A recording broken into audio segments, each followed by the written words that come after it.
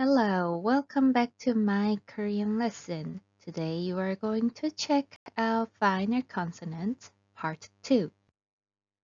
So at the part 1, you saw the letters kept their original sound or have a one sound as one letter. Some letters change their sound and usually they become their base sound.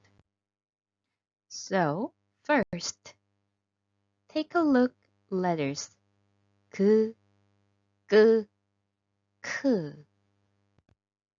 그, 끄, 크. They will all sound as 그. It is because 끄 and 크 came from 그. It can be romanized as a 크 to help you understand it better when you read. However, even though you see the 크 at the end, you're supposed to read it as 그. So try to compare 아, 악, 아, 악. So we are adding 그 sound at the end, but people will romanize it as AK, but you do not say with the 크 when you actually read it.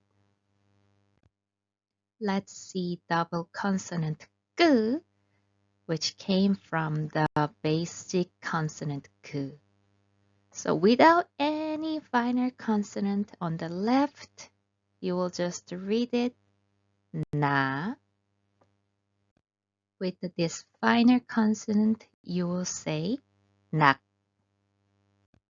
And even though you write it with the double 그, you have to read it as if you only have a one 그, 낙. Same thing will happen with 크. This k came from 그. So without any finer consonant, the first one here, you will say 어. With the finer consonant k, you will read it 억. So even though you write it k, you don't actually read it with k like 억. You will just read it as if you have g at the end. 억.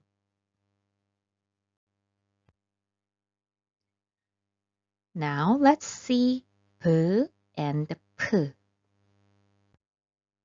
The p actually came from b, so if you see the p or p at the final consonant position, you will read it with the p.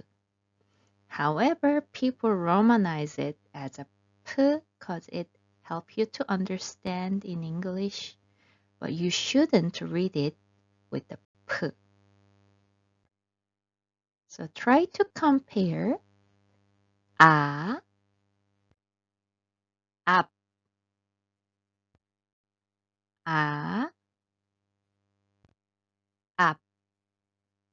So even though we have a b sound, people can still put p at the end because AB is more confusing than AP. And what will happen if a p comes to the final position? They will become, that's right, they will become as a b. So without any final consonant, the first basic syllable on the left, you will say 후. And with the p at the end, you will say 훅. Again, even though you write it with the p, you read it as a b. So this middle one will be sound as 훅. The rest of the letters, well, they are all going to be changed into one. These 드, 트, 스, 스, 즈, 츠, 흐, they will become just 드. And people do romanize it as P, but then again, even though you see the P at the final consonant position in English as well, you have to read it with the D. Please compare. A, at, a,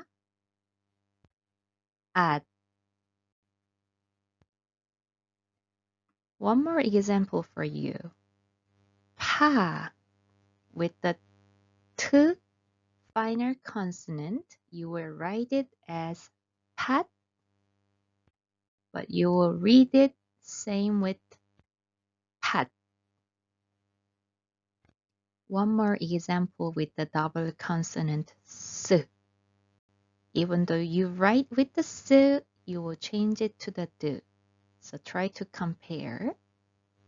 E, it.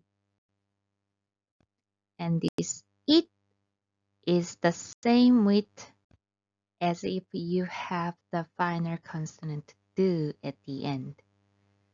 And like the romanization underneath, if it's IT, it will be more understandable for you as it read it than ID. However, even though we have a T in romanization, we cannot read it like it. It's not true. You still read it with the T. Okay, so you've learned more finer consonants today. Try to compare. Listen and repeat, please. A, ak, ak, ak. So they look different, but they all sound the same. Okay, let's compare them to a, up, up. So even though we put other letters at the final consonant position, they sound the same. Okay, the last one, a, at, at, at, at, and you know, they all sound the same at, even though they have different letters. So there are 14 basic consonants and 5 double consonants in Korean, so a total of 19. However, when they come to the final consonant position, you only can have 7 sounds. And those 7 sounds are 그, 느, 드, 르, 무, 브, and 응. So the other letters than that will become one of these 7 sounds. Alright, so you've learned all about Korean finer consonants. If you want to learn more about them, please visit my website, mykoreanlesson.com. Thank you for watching. Bye bye.